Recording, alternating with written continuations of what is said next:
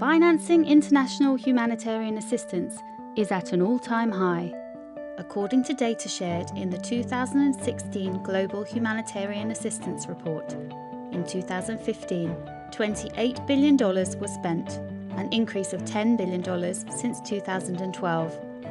In the last year alone, funding from government donors has increased by 11% and from private donors by 13%. However, there is a growing gap between available aid and need. In 2015, contributions to UN coordinated appeals reached just 55%, resulting in a 45% shortfall, the largest ever recorded. Whilst these appeals don't track all aid flows, and although NGOs do not often participate in UN coordinated appeals, this is a concerning trend. Let's take a step back for a moment and look at the 20 countries receiving the most assistance last year, as listed in the 2016 Global Humanitarian Assistance Report.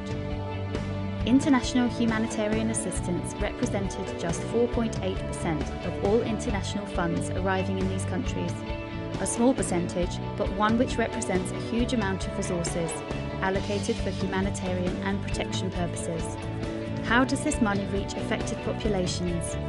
In 2014, multilateral organisations such as the UNHCR, WFP and UNICEF received 52% directly from governments and private sources.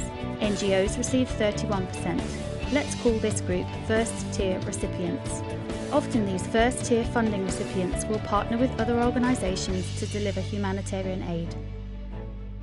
Let's call this group of implementing partners second-tier recipients. As NGOs, we operate as both first and second-tier recipients, accessing funds from government donors, private donors, UN organisations and pooled funding sources.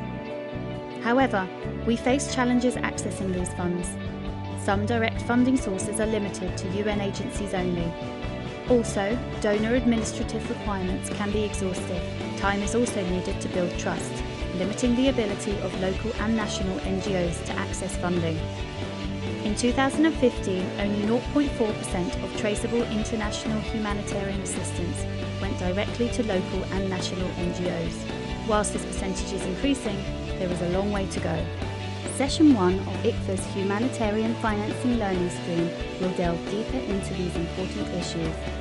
To participate in our first webinar in partnership with PHAP and to learn more, visit ICFA's website now.